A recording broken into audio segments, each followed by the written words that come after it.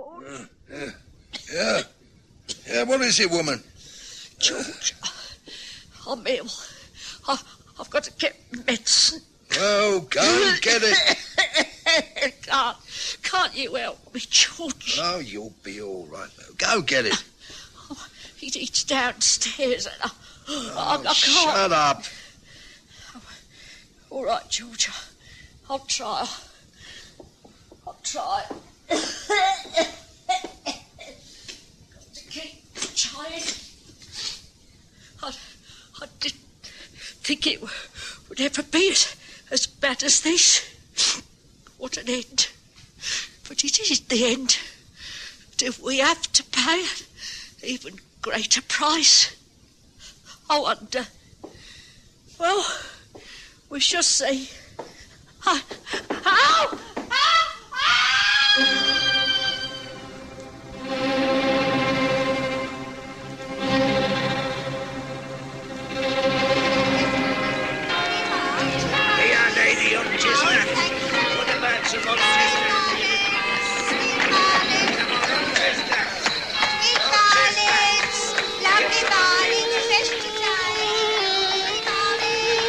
We present the stories of Sherlock Holmes.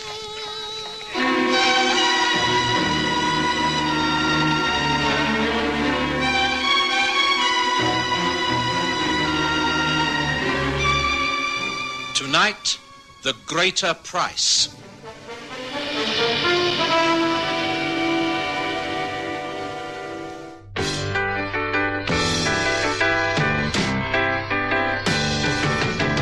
Soek jy dit? Vryf jy dit? Sien jy dit?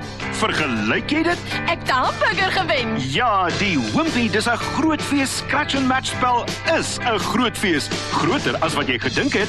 Wen R25 of 'n onvergeetlike reis na Disney World met die Wimpy. Dis 'n groot fees scratch and match spel. By 'n Wimpy. Nou.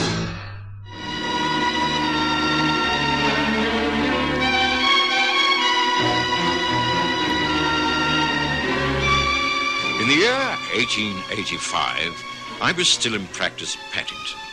I was living at Baker Street and slowly building up a reputation as a general practitioner. Holmes had already achieved some quite considerable fame, and our friendship was already settling down to a solid partnership. I was growing used to his untidiness and eccentricities, and he was tolerating my steady respectability. I never interfered with his work, and he was frankly not interested in mine. But there was this one case where our interests seemed to overlap. It started when I was called out to the home of George and Emma Baker. Emma was an old patient of mine, and she'd had a nasty fall down a flight of stairs. Now, Emma, there's nothing broken, thank goodness, but you're getting a little too old to take these falls. You must rest in bed until I tell you to get up and take a little exercise. You're very badly bruised. Oh, I'm all right. It was silly of me, really. I should have made sure the gas was on the landing. I must have tripped over the rug. Well, you shouldn't have been out of bed anyway. Well, I had to get me medicine. You should have insisted that your husband get it for you. Oh, was that not a good it does to ask him for help? Oh, dear, Dr. Watson, things have reached a desperate state. You mustn't give in. As I say, you've been very lucky. I'll have a word with George and tell him he must take better care of you. It won't do any good. He'll be home here soon, wanting his supper. Well, he'll have to get it himself. I'm sure you've got plenty of food in the larder. Get him to boil some eggs or make some soup. He'll be off down the road to the Rose and Crown. Spends more time and money in that place than he does in his own home. Emma? Emma, you all right? The doctor's here. Oh, I'll go down to him, Emma. Now, stay here, get some rest. Now, there's some liniment to rub on your bruises and some pills for the pain. You'll be as right as rain as long as you take it quietly. Thank you, Doctor. There. Yeah, that's everything. I'll call in again in a couple of days' time. Just rest most of the time.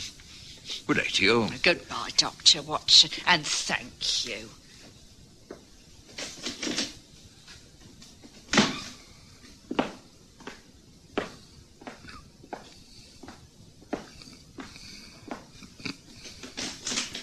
Oh, hello, Doc. How's the old girl? Oh, severely shaken. You really must take more care of her. She works too hard and she isn't a very strong woman. She's been lucky on this occasion, but she's got to take care. And it's up to you. You know what she's like. She'll be up and about in no time. She moans a bit, but she always comes through. Trouble is the money's running out a bit. They're laying off men down at the plant. Things aren't as rosy as they were. Well, you'll just have to be as thrifty as possible. I'll call back in a couple of days' time. But please, do look after her. And I mean it. We doctors can't work miracles, you know. And later, you, George. I had very little time for George Baker. I knew his wife was hard-working and thrifty, but George was something of a spendthrift, throwing money away on horse racing and hard drinking. But there was little I could do but offer advice. I kept my promise and called at their home 2 days later. Emma was up doing the weekly wash and cooking a stew. The air was fetid with the smell of drying sheets and boiled cabbage. Well, on as you see me. Not so bad, not so good. Now, I've warned you before, Emma. You're overtaxing your strength. Oh, it's got to be done. Couldn't go on being ill. Not when we've got a visitor coming to stay. Sort of vague cousin from Australia. Ever such a nice letter he's written. Just arrived in this country. First time he's been here, and he don't know anyone. George has gone down to the station to meet him. Oh, must get this all cleared up before they arrive.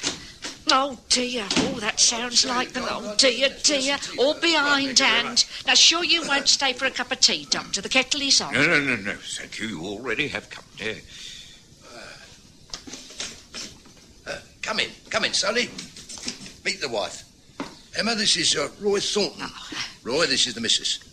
Oh, and Dr. Watson, the family doctor, you know. Well, our Iris is youngest, all the way from Australia. How do you do, Mrs. Baker? Very good of you to make me so welcome. Oh, it's great pleasure. I hope you'll be comfortable here. We're only working class, you know, rough and ready. But you can treat the place like home for as long as you like. Thank you. It's very good of you. Well, look, the missus obviously isn't ready for us at the moment. Why don't you dump all your cases in the spare room and let's stroll down to the Rose and Crown for a pint? Might as well introduce you to the English pubs. One of the prides of the country.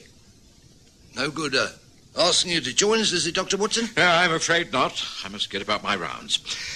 Good day to you, Mr. Thornton. Bye, Emma. Don't forget my advice. Bye-bye for now.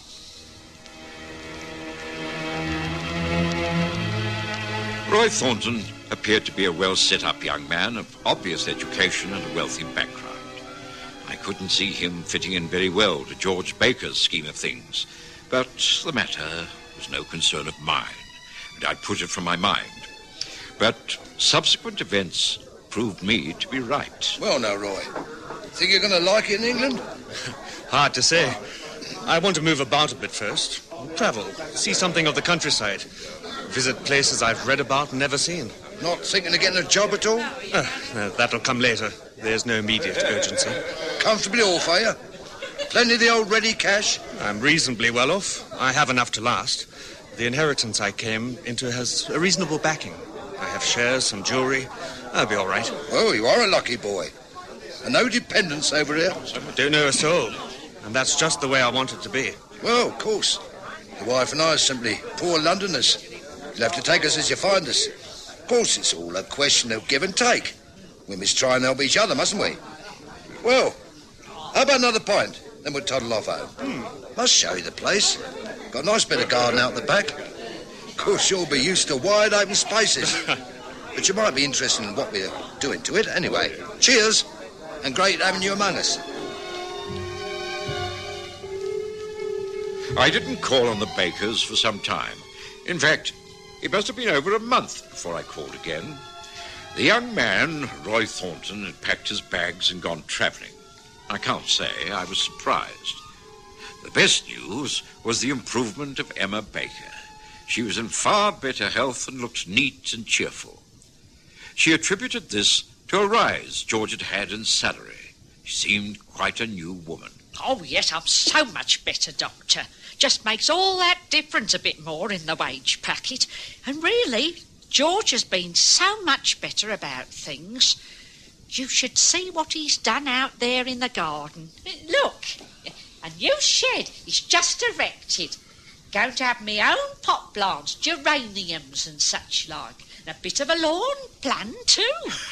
Oh, I'm really glad to see this improvement, Emma. Quite like old times, seeing the sparkle back in your eyes again. Oh, yeah, I'm all right now. No troubles at all. Now, you will stay and have a cup of tea this afternoon, won't you?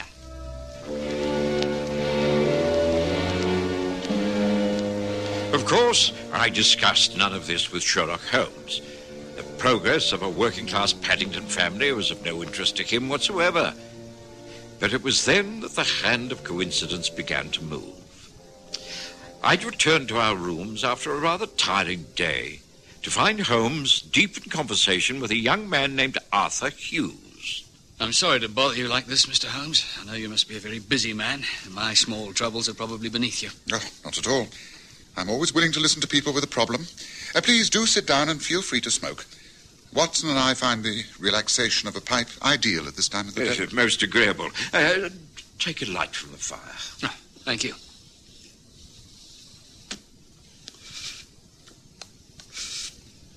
Well, I arrived in this country only a few weeks ago. Met a fellow on the ship coming over. We sort of chummed up and agreed to meet and travel up to Scotland together. We'd neither of us been here before, and to have a friend to travel with is quite an adventure. Well, this fellow, Roy Thornton is his name, has disappeared. Excuse me, but did you say Roy Thornton? Yes, that's right. Why? Nothing. Carry on. Well, I left a forwarding address with Roy, and he said he'd get in touch. He was planning to stay with some distant relatives in some part of the city. Well, he just hasn't written, and I know there is uncollected mail from Australia waiting for him at his bank. It's all rather puzzling. I'm sure something must have happened to him. I've tried advertising in the agony columns of the press, but without success. And I wondered if you could give me any advice. Well, there doesn't seem to be very much data. I know, but that's what's so bewildering. I don't like to butt in, but I think I can help you here. It really is the most amazing coincidence, but I think I've met this young Australian fellow. I have a patient, a Mrs. Emma Baker, who lives not far from here in Paddington. She had a young man named Roy Thornton living with her for a while. He was a vague relation. He sounds very much like the same man. The facts dovetail in far too easily to ignore, Watson. What has happened to the young man? Well, Emma Baker says he's gone off travelling. I don't know whether he's kept in touch with the Bakers. I could easily inquire. Oh, that's very decent of you, Doctor. I'd appreciate that. Frankly, I'm quite concerned. Roy's not the type of young man to let people down. Oh, why don't you join me in a visit to the Bakers' home tomorrow morning? If you care to come here at 9:30, I can make it the first call of the day. Ah, thank you. I think that's a very good plan. And perhaps an even better plan would be for me to accompany you two gentlemen. I have been known to pick up a few clues where others have failed. At 9:30, did you say, Watson? Then 9:30 it is. And now, a glass of brandy all round to round off the evening, don't you think?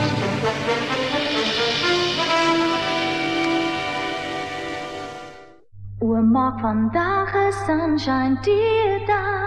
Sunshine D, heerlike smaak, plus die sonskynvitamien wat ons liggame nodig het. Op wakker en kyk wat daar op jou wag. 'n Vrolike lagdag, 'n sonskyn of reëndag. 'n dag vol van smaak, 'n lewe vol maak, ja. Sunshine D, die margarien met sonskynvitamien. Kyk uit vir die groot rooi D. A while back I was coughing, wheezing. My chest was so tight and sore. Fortunately, a friend recommended Vicks Actor Plus, the cough and chest cold remedy from Vicks. You know, Vicks Actor Plus quickly calmed my cough and loosened that tight and painful chest. So next time you've got more than just a cough and want fast relief from a chest cold too, take my advice, try some, and you'll see why they call it Vicks Actor Plus. The following morning dawned windy and raining. It was not the sort of morning to pay social calls in Paddington, but Arthur Hughes had turned up on time, and Holmes was quite ready. We took a four-wheeler and found Emma Baker alone in her back parlour. Well, this is a surprise. Didn't expect you on a morning like this, Dr. Watson. Well, Mr. Sherlock Holmes, too. This is an honour, I must say. Thank you. We are here because this young man, Mr. Hughes, is anxious to get in touch with Roy Thornton, who stayed here with you for a little while, I understand. Yes, that's right. Just a few weeks. Nice lad. Come over from Australia. But he decided to move on. Can't blame him. We weren't his class, if you know what I mean. George said he was stuck up, but I don't think so. He was just used to something a bit better than this. I see. Have you heard from him since he left? No. Strange. I thought he might write, but we haven't heard a thing. Easy come, easy go. Didn't he leave a forwarding address? No. Now, George saw him off at the station and he said he would write, but as he was going to be travelling around all the time, we couldn't get in touch with him. I suppose we'll hear sometime. Oh, I can't understand it. We had a definite plan to travel together. Oh, well, I suppose there's nothing we can do. Did he take all of his things with him? Oh, yes. Well, that is, I think there were a couple of cases he said he didn't want. George put them in the shed. I wonder if it might be possible to take a look at those cases, Mrs. Baker. There might be a clue left hanging around. Well, I suppose there can't be any harm in it. Better put your capes on. It's a wet old morning and no mistake. Well, there's no sense in your getting yourself wet. Just show us the way. Oh, well, all right. It's through here. The back door is unlocked. The key of the shed's hanging up over the door. Mind you, you'll be getting really wet if you don't watch out. Now, here we are. There it is. Down the path. Right, come on, Watson. Hughes, let's make a dash for it.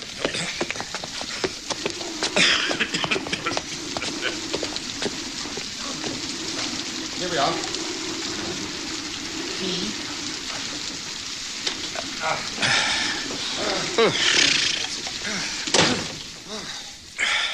This looks most interesting. Quite a recent building, I take it. Yes, pride of Emma Baker's life. She's going in for pot plants. Yes, but meantime, we need those suitcases. They're on the shelf, I think. Yes, that's one. I'm sure I recognise it. Yes, it's quite a good pigskin bag. I would have thought this far too good to leave behind. Now, let's see. Empty. Oh, very, very strange.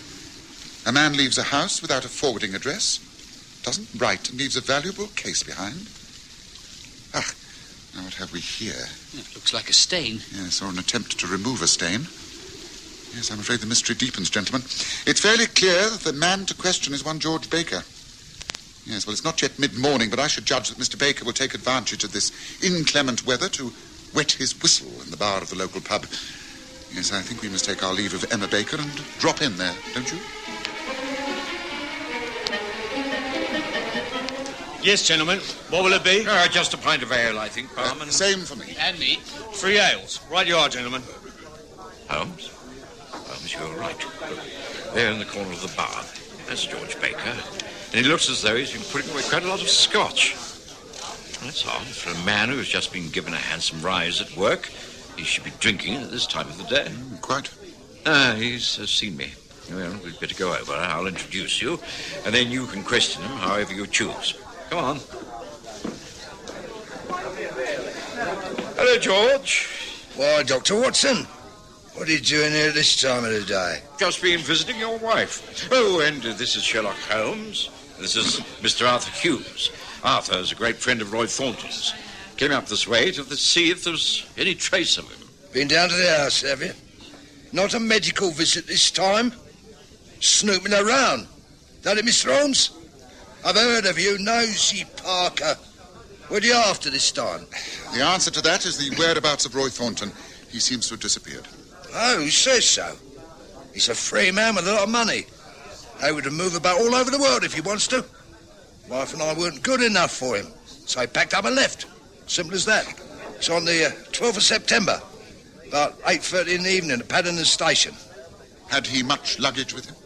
As he wasn't planning to come back, I think he had all of it.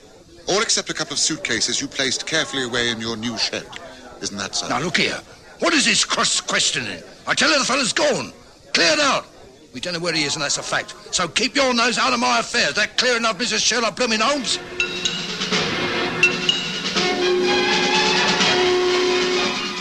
It was clear that Holmes suspected some kind of foul play.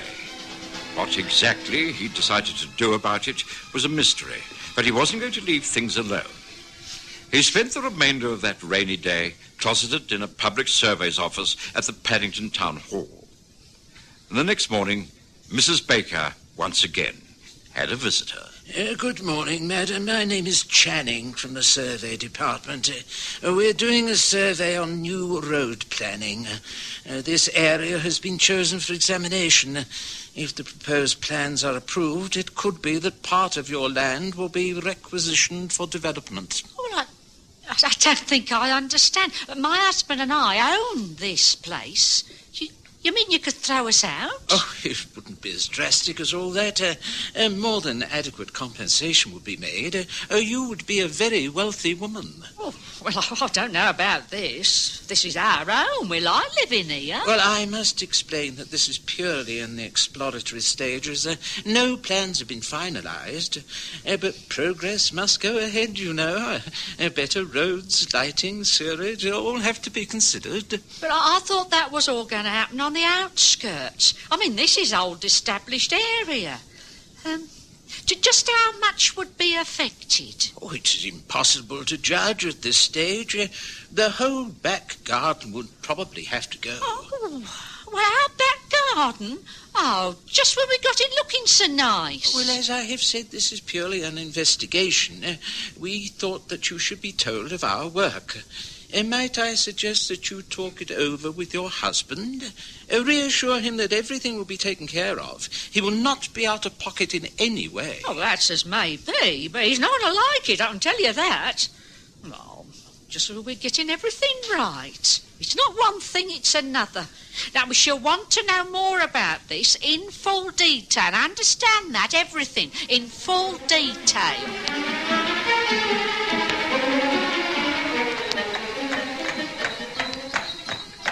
You're certainly taking a great interest in the disappearance of Roy Thornton, Holmes. What's this all about? Patience, Watson. We're going back to the Baker house. And this time we're not subjecting that poor woman to further harassment. We're simply going to break into her back garden. Well, Holmes, is such a thing justified? I firmly believe so. Now here I think is the entrance to the road. Pull over by that gas mantle, cabby. Very good, sir. Here we are. Thank you, cabby. Oh, thank you, sir. Oh, thank you, sir. Oh, not do you? Come on, Bessie. Come on, Uncle. There's a backyard gate in the fence. It should present no problem. I noticed it last time we were here. Just a bolt on the inside, which is easy for a tall man to reach over and unclasp. It should provide us with no trouble. Well, Holmes, what's the purpose of all this? What do you intend to do? Listen, Watson. Just listen. I think our friend George Baker will be in a high old temper when he hears what his wife has got to tell him. Come on, this way. It isn't possible. It can't be true. You can't mean it. George, I'm only telling you what the man told me. But they can't do this to us. You can't go around knocking down people's houses and building roads through their lands. Well, he said it was just an idea. The authorities were going into it. And if it all come to pass, then we should be adequately compensated. We'd be rich people. They'd buy the house and we'd be able to move into a smaller place somewhere out of town. I tell you, I don't want to move. I can't move. Well, it's all just in the planning stages. I insisted that we'd be given adequate time and told the fullest details. I don't know hear any details. I tell you, should have told the man that we weren't interested and sent him about his business. But this was his business. He's from the Public Surveys Office. I don't believe it. Have you discussed it with the neighbours? Oh, not yet, but I suppose they'll be given the same opportunities as we are. But I really don't feel as badly about it as I did. And I've had time to think. Well, it might not be a bad move. Bad move? You must be out of your mind. Oh, I don't know. It is a big place for the two of us, and all those stairs. I've already had one bad fall. A little bungalow out in the country. Chipperfield way. I've always liked Chipperfield. Oh, come on, we'll talk about it later. Come and have some tea. I don't want no tea. I don't want anything but to stop this business going through. We've got to stop it. We can't ever leave this house. Get that through your head once and for all. But, dear, if we have to... We don't ever have to. It's impossible. We can't. We mustn't. Can't I make you see that? It'll be the end of me if they take over this place. Once they start pulling the place about, digging up the garden, it'll be the end of me. George, what are you talking about? The shed. I'm talking about the flaming shed. Once they take that down... What is this about the shed, George? I've always thought it was funny you suddenly putting it up like that. What's so precious about an old wooden shed? You can always get another. Don't you understand, woman? He's out there, young Roy Thornton. We had a quarrel the night he was due to leave. I asked him to lend me some money. He refused. I lost my temper and ate him. I didn't mean to kill him. He hit his head on the side of the fireplace when he went down. George, you can't mean this. You've taken your medicine and gone to bed. I didn't know what to do. I took him out in the shed and buried him in the earth. The next day, I started to cement it over. He's out there, lying under a layer of cement. What can I do, Emma? What can I do? You must go to the police. Confess everything. It's the only way.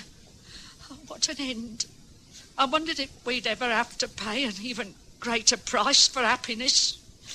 Well, now I know.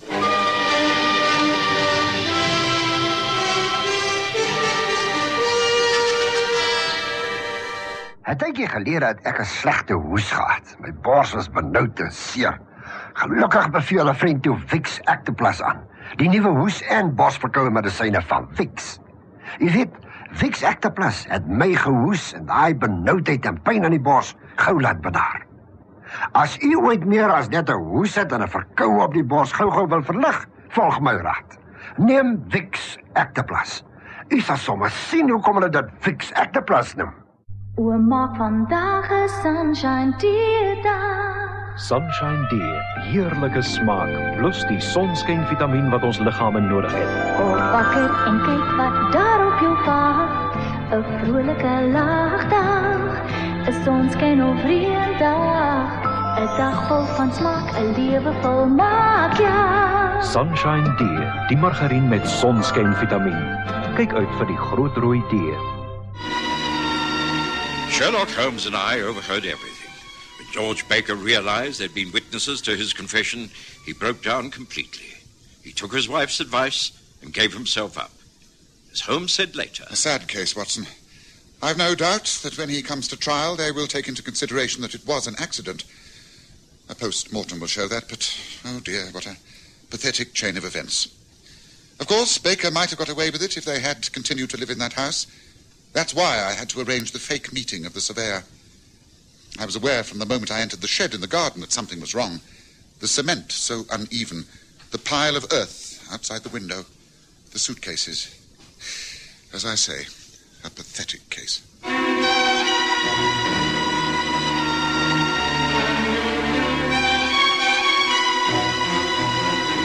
Listen again next Sunday to The Stories of Sherlock Holmes, with Graham Armitage's Holmes and Kerry Jordan as Dr. Watson.